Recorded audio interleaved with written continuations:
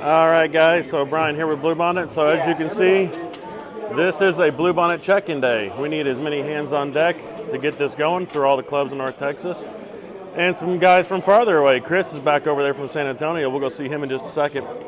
But so here's how it works. Your beers come in, and they get dropped off into this big pile of randomness with all your labels and whatnot.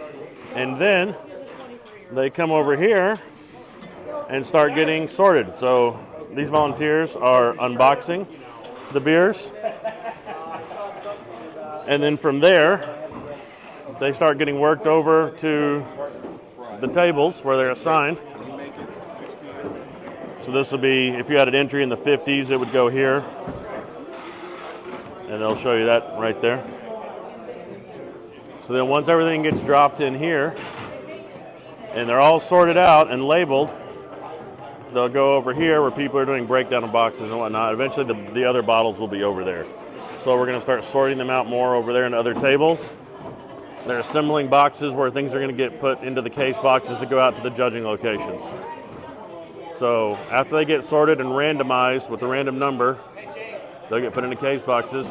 Then you see Jimmy and some of the North Texas guys are up here. They're going to be doing the data entry stuff today. So it takes 3 guys to get the computers going to get all this stuff sorted out. Again, like 1,400 entries, tons of work, lots of work to get this all sorted out and going. So anybody that wants to show up and help in one of these, either this year or in the future, we would really appreciate it. But this is a tremendous amount of work that takes one of these things going on. We'll go around and say hi to some people now.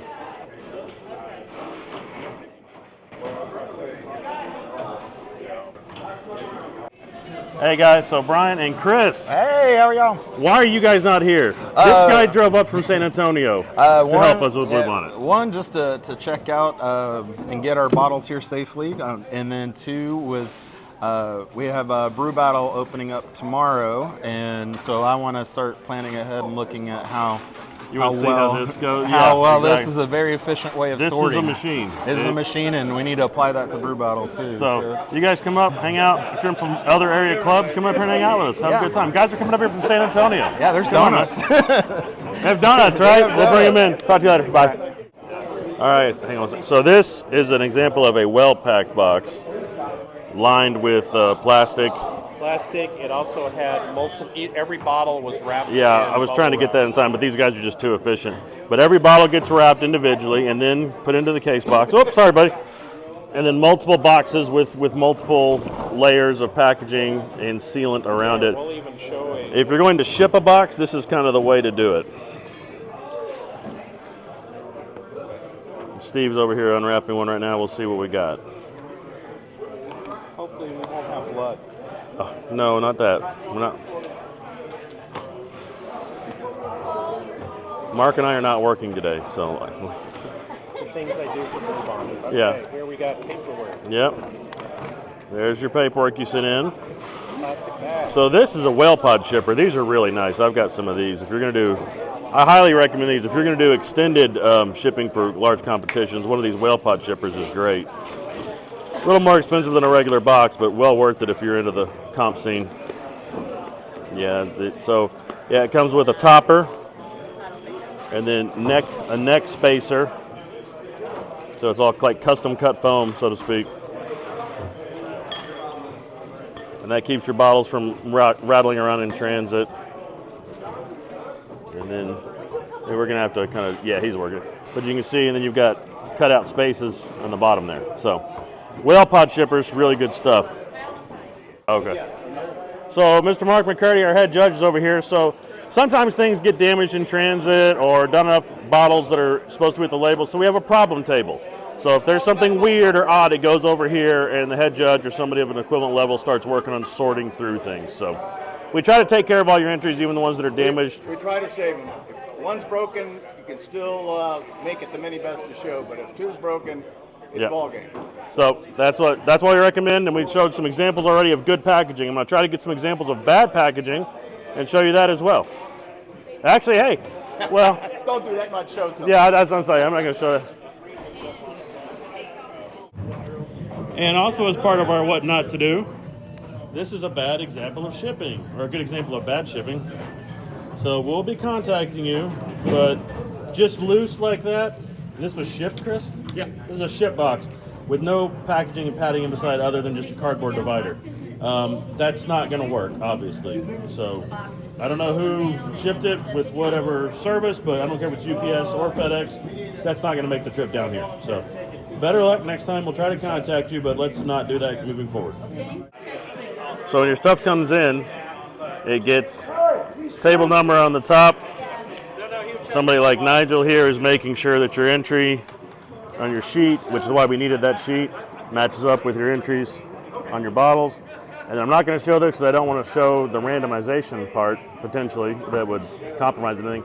But they go farther down the table, and Vicky and these people down here are adding randomized labels to them, random numbers on the necks. And then those go over to the data guys, and they'll make sure that the random number matches up with your entry number. So the people that are judging have no idea whose beer it is, but then at the end, once the scores are tabulated, they can link it back to your entry if you've got a winning beer, and go from there. All right, Josh and John are over here doing the same thing, putting the table number on the top. So like this entry comes in right here. So we make sure that their table number is looking for an 88, and that'll go on top. And then once we know, that way when it's into the case boxes later, you can sort them into the correct tables for judging.